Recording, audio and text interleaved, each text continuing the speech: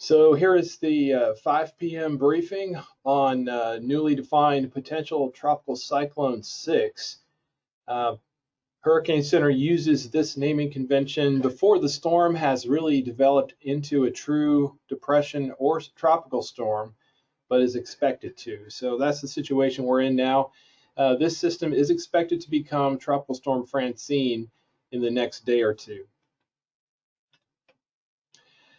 So key points, we have this low pressure system, more of a trough in the southwest Gulf right now. There's thunderstorms ongoing down there. There has been Hurricane Hunter aircraft in the system today, and also satellite retrieval of winds.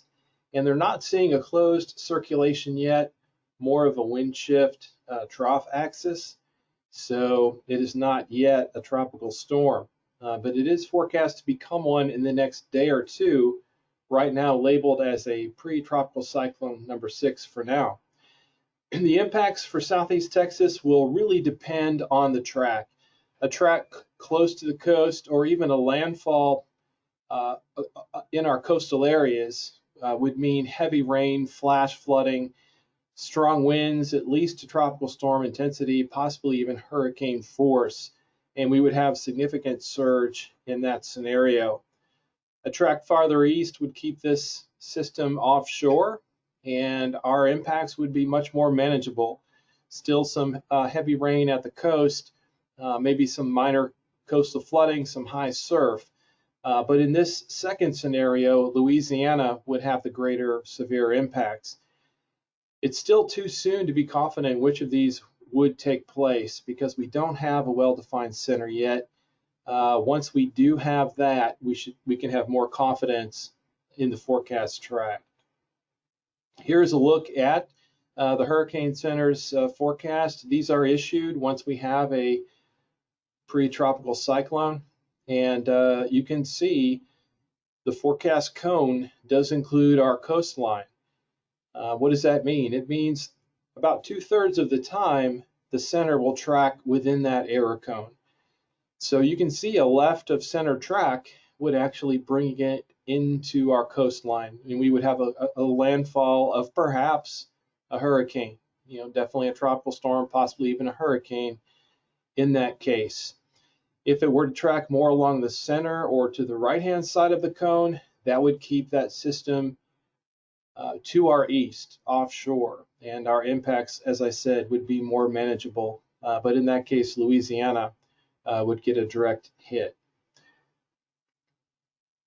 Just a quick look at the satellite view. A lot of fairly disorganized, a lot of thunderstorm activity out there, including in the southwest Gulf, but no well-defined satellite signature there of a tropical cyclone having formed.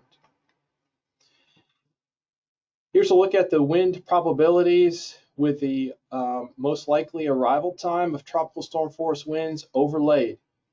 And so what I want to point out there is really along our entire coastline, we're looking at point probabilities of about 40 to 50% of reaching tropical storm force winds over this time period. So really, given the uncertainty in the track, could be anywhere along the coast, and then greater chances offshore. Notice also the time labeling there. That is telling us that the most likely arrival time of tropical storm force winds is Tuesday night, sort of late Tuesday night into Wednesday morning from southwest to northeast. So we're not that far away. One thing I want to mention, there are watches being raised for the Mexican coast. We would likely see perhaps some watches in South Texas tonight, and then any watches for our area probably tomorrow morning. So we're not really too far away from having watches issued potentially for portions of our coastline. And then the other thing I want to point out here is as you go further inland, those chances drop off pretty rapidly. So really our greatest threat for high winds is going to be at the coast and across the marine areas. Here's a look at the heavy rain potential. We talked about the winds. Let's talk about the rain and the flood potential. That's what these maps indicate. where are the greatest areas of potential for flash flooding. And in this case, we have a level 2 risk at the coast, and then level 1, another a little ways inland. But notice the inland counties. If y'all are dialing in from an inland county that's not shaded here, your chances of impacts in terms of winds and rainfall from this event are much less. Conversely, the coastal areas have had so much rain already in the last couple weeks. Seems to be most likely, if we do get heavy rain, that we would get it in those coastal counties again. I did touch on this earlier. The rainfall also very dependent on track. So if this track were to shift east a bit more, that would keep the heaviest rain offshore. So that's really our best case scenario. Our worst case scenario would be more of a left shift in the track, which would bring the center right in and would give us the flooding rains, the high wind, and the life-threatening surge. Marine impacts will have more quantitative values listed here. But as I showed you, the forecast cone, the most likely track is across our coastal waters. And with a new forecast for it to be perhaps a hurricane as early as Wednesday, we're expecting very significant impacts in that Tuesday night and Wednesday time frame, even into Wednesday night, depending on the speed of the system. So just be aware of that. Hurricane force winds, very high seas, very difficult marine conditions in that Tuesday night, say into Wednesday night time frame. More detailed forecasts to follow tomorrow morning. So just to sum up, as we said, we've got an organizing system in the Southwest Gulf, but no well-defined center yet. Until we have that well-defined center, we don't have a lot of confidence in the forecast track. We see a lot of models out there shifting this way and that. And once we have a well-defined center, we'll feel better about interpreting those track models. Not yet a tropical storm, but forecast to become one in the next day or two. In fact, could even become a hurricane by the time we get to Wednesday.